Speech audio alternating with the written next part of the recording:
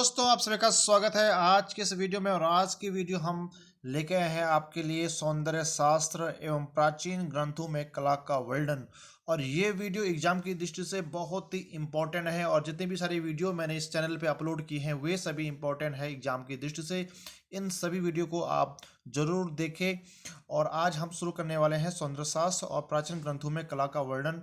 और यहाँ पे आज हम इस वीडियो में 40 बहुविकल्पीय प्रश्न डिस्कस करेंगे और देखते हैं कि आप कितने कर पाते हैं।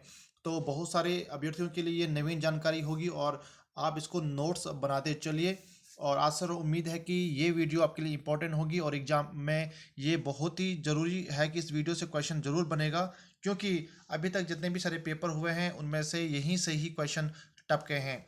तो इस वीडियो को अंत तक ज़रूर देखें। और चलिए शुरू करते हैं। इस वीडियो का पहला क्वेश्चन, कामसूत्र की उस टीका जिसमें षडांग का वर्णन है तो टीकाकार कौन है? तो इसके टीकाकार हैं यशोधर पंडित, जिन्होंने कामसूत्र की टीका की थी षडांग के नाम से। तो पहला का हो गया यशोधर पंडित, बहुत बार एग्जाम में पूछा गया है तो आप इसको हल्के में बिल्कुल भी न ले। दूसरा क्वेश्चन, भारतीय चित्रकला के षडांगों का सही क्रम पहचानिए। तो इसके लिए एक श्लोक आता है पूरा, रूप भेद प्रमाण भाव लावण योजनम। तो इसका है पहला, तो इस श्लोक के साथ आप इसको जरूर याद कीजिएगा। तो पहला इसका सही आंसर है। तीसरा प्रश्न है, षडांग का पहला अंग क्या होता है? जैसे हमने ऊपर बताया रूप भेद प्रमाण, तो रूप भेद क्या है? इसका पहला अंग है और बाकी इसके क्रम में। चौथा क्वेश्चन, षडांग किससे संबंधित है? तो आपको पता है षडांग में चित्रकला के बारे में है और तो ये चित्रकला से संबंधित है। पांचवा क्वेश्चन, भारतीय षडांग 6 अंक के रचयिता कौन है? तो भारतीय षडांग 6 अंक के रचयिता हैं,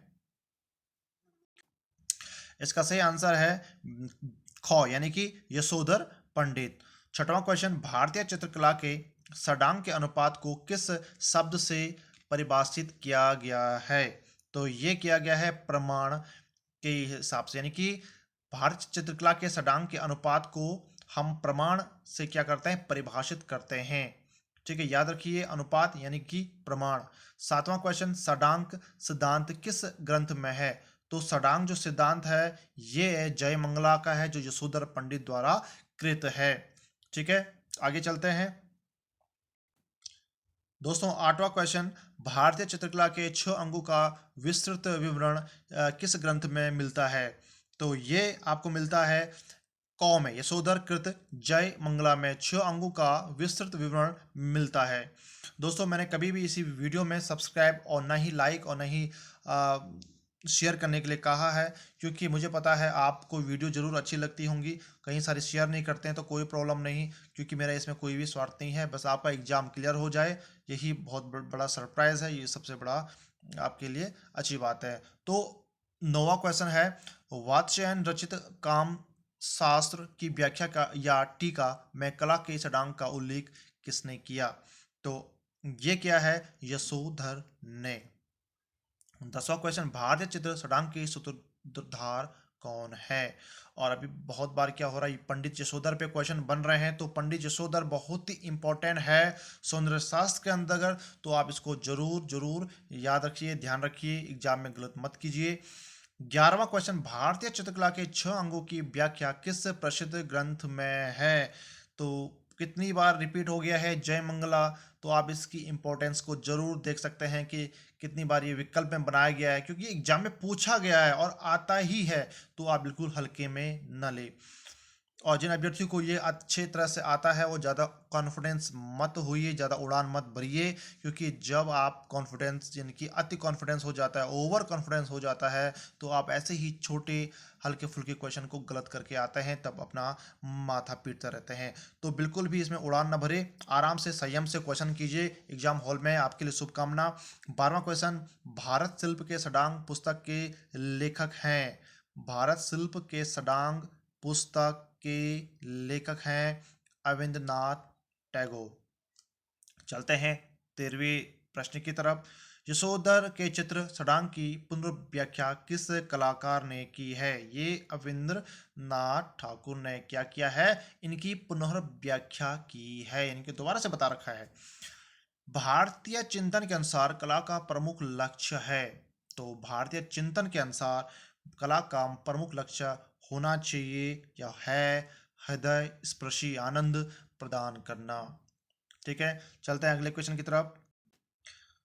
15 क्वेश्चन ये रहा, एक सफल शैक्षणिक पाठ्यक्रम में किसका महत्व है? तो कला का महत्व है। विष्णु धर्मोत्तर पुराण के चित्र सूत्र में कितने रसों अथवा प्रधान प्रवृत्तियों की चर्चा की है? तो यहाँ पे की है 9। यहाँ पे क्या है? 9 है। यहाँ पे 9 रसों की चर्चा की गई है विष्णु धर्मोत्तर पुराण के। जो चित्रकला से संबंधित है वो है चित्रसूत्र।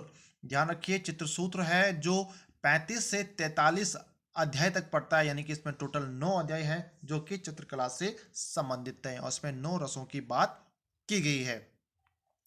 17वां क्वेश्चन, चित्र में कितने रस दिखाई देते हैं?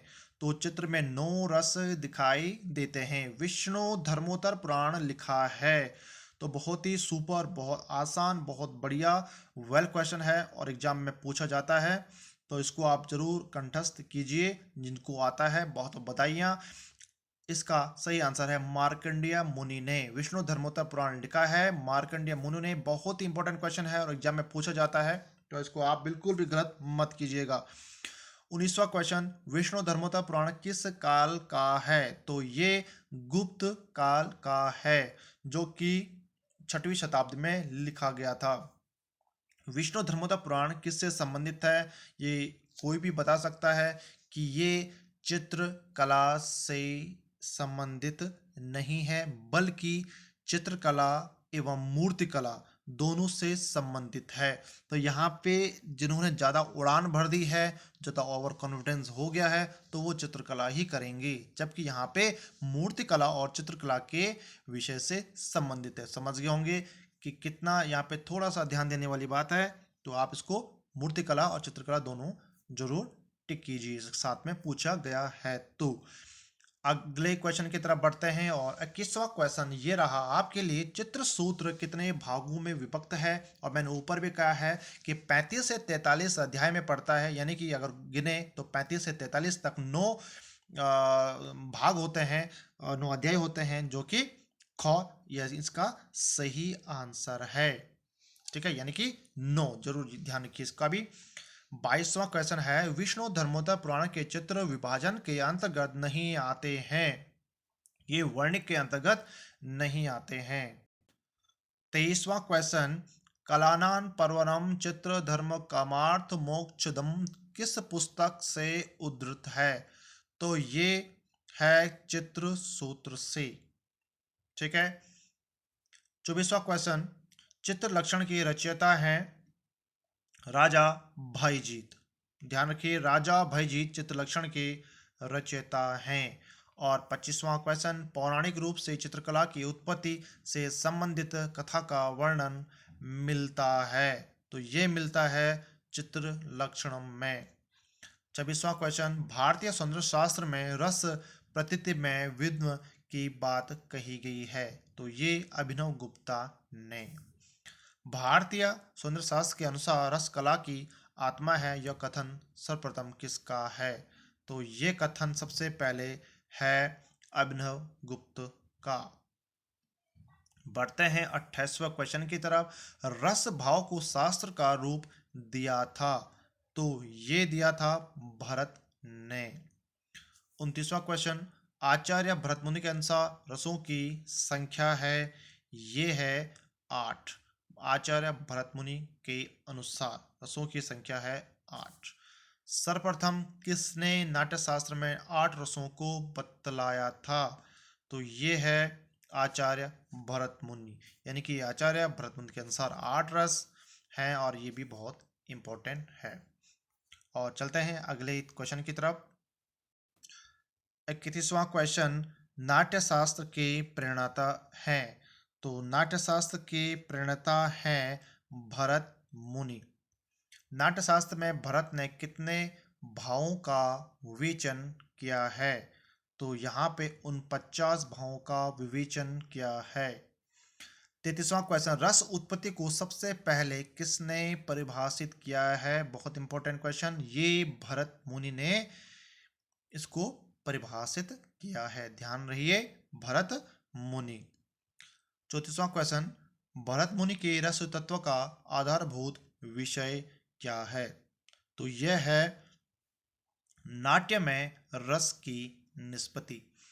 35वां क्वेश्चन, शांत रस पहली बार किसने प्रस्तुत किया?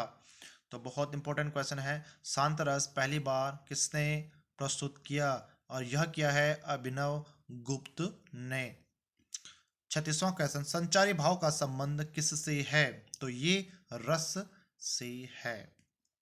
और 37वां क्वेश्चन, संचारी भाव कितने हैं? तो संचारी भाव होते हैं 33। सौंदर्य शास्त्र के अनुसार भाव होते हैं, तो सौंदर्य शास्त्र के अनुसार भाव होते हैं 9।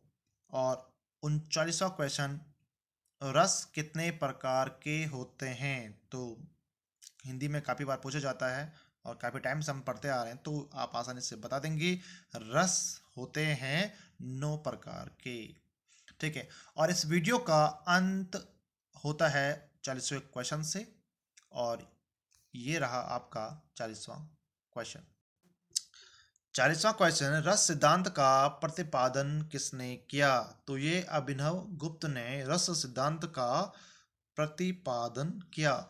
और इसी के साथ ये वीडियो समाप्त करते हैं और मिलते हैं अगली इसी तरह की खास इंपॉर्टेंट वीडियो में।